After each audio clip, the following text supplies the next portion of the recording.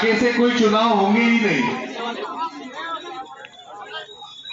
America के एक बहुत बड़े नेता का बयान आया कि दुनिया की सबसे बड़ी डेमोक्रेसी खतरे में है, और अगर इस बार भी ये जालिम हुकूमत अगर सत्ता में आती है तो ये लोग अपनी मनमानी करते हुए हो सकता है कि इलेक्शन के ये जो हमारा अधिकार है वोट का, जो हमें संविधान ने दिया है, इसको ही खत्म कर दे। भाइयों, हमें बगैर किसी जाति भेदभाव के, बगैर किसी भी पार्टी की सोच रखते हुए, विचारधारा को रखते हुए, ये सब भुलाकर एक भारतीय के नाते ये सोचना है कि हमारे मुल्क के लिए, हमारे वतन के लिए क्या जरूरी है, क्या अच्छाई है।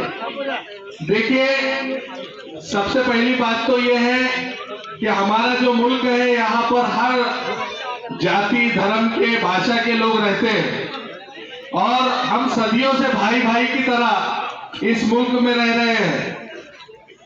भारत को जब 1947 में आजादी मिली, इसमें हिंदू मुस्लिम भाइयों ने अपना बहुत बड़ा योगदान दिया, और एक दूसरे को भाई समझते हुए इस मुल्क की संविधान को बाबा साहेब को लिखने का कहा कि जिसमें सभी भारतीयों को बराबर का हक मिले। बाबा साहेब ने जब भारतीय संविधान लिखा तो संविधान में उन्होंने सभी को बराबर का हक दिया। जैसा अडानी को एक वोट देने का हक है, अंबानी को एक वोट देने का हक है, वैसे ही एक गरीब शहरी को, एक गरीब भारतीय को भी एक ही वोट देने का हक है। मगर आज हमारा वो हक खतरे में है। ये जो 400 पार 400 पार 400 पार का जो नारा है, ये हम समझते कि ऐसे ही लगाया जा रहा, मगर ये जुमला है, जुमला नहीं है, बल्कि ये एक बहुत बड़ी साजिश है इस मुल्क से संविधान को खत्म करने की। क्योंकि 400 सीट अगर आएगी तो वो जैसा मनमानी चाहे वैसा संविधान में फेरबदल कर सकते हैं। और संविधान हमारे देश की, एक शायर ने कहा है कि ये हमारी आबरू है, ये हमारी शान है, ये हमारी आबरू है, ये हमारी शान है, जान से प्यारा हमें भारत का संविधान है। ये हमारी आबरू है, ये हमारी शान है, जान से प्यारा हमें भारत का संविधान है, और इससे रोशन एकता कायम हमारे देश की बाबा साहेब का दिया भारत को ये वरदान है। संविधान कोई छोटी चीज नहीं मेरे भाइयों। संविधान की बिना पर ही हम इंसानों की तरह इस मुल्क में रह रहे हैं, तो हम जानवरों की तरह एक दूसरे के हक मारना शुरू कर दे, एक दूसरे के खिलाफ काम करना शुरू कर दे।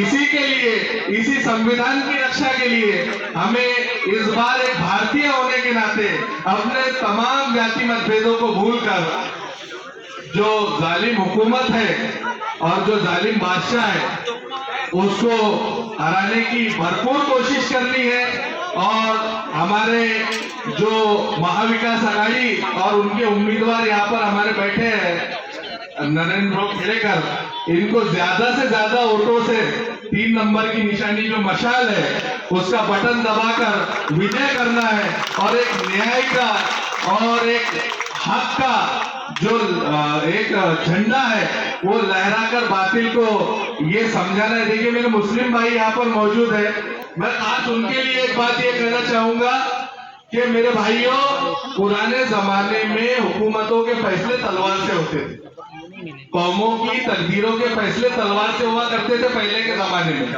तो उस जमाने में हम दुनिया के 75% रकबे पर हुकूमत करते थे, क्योंकि जब तलवारों से हुकूमतों की किस्मत के फैसले होते थे। उसके बाद भारत जो है, भारत पर हमने 800 साल हुकूमत की, मगर उसके बाद दौर बदला।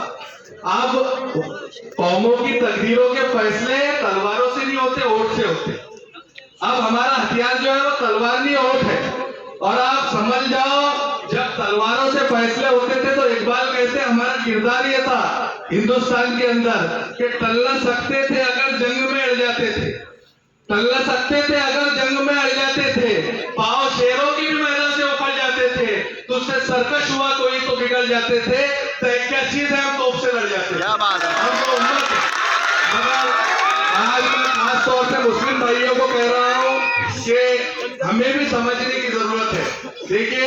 हमारी इस लड़ाई में हमें खास तौर से टारगेट किया जा रहा है। एक पार्टी की तरफ से, भाजपा की तरफ से मुसलमानों को यहाँ पर टारगेट कर तरह तरह की बातें की जा रही है। हमें बुरा भला कहकर, हमें नफरत फैलाकर यहाँ पर उनके मंसूबे इतने खतरनाक है कि मैं आपके सामने बयान करूं तो पूरी रात कम पड़ जाए। मगर हमारे साथ में ऐसे सेकुलर हिंदू भाई है कि जो यहाँ पर हमारे खांधे को कांधा लगाकर हिंदू गंगी जमनी तहजीब को यहाँ पर निभा रहे हैं। हमारा मिली फर्ज बनता है कि हम अपने तमाम मफादात को भूलकर, खास तौर से ऐसे लोग जो इस समय में, जो इस नफरत के माहौल में, जब हर जगह जहर फैलाया जा रहा हो, उस दौर में ये लोग मोहब्बत की दुकान खोल रहे हैं, तो इनका साथ दे।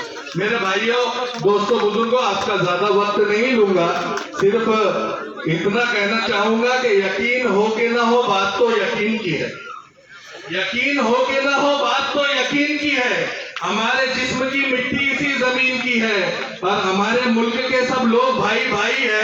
ये नफरतों की सियासत किसी कमीन की है। मुझे सबक सिखाना है। मैं बगैर आपका वक्त लिए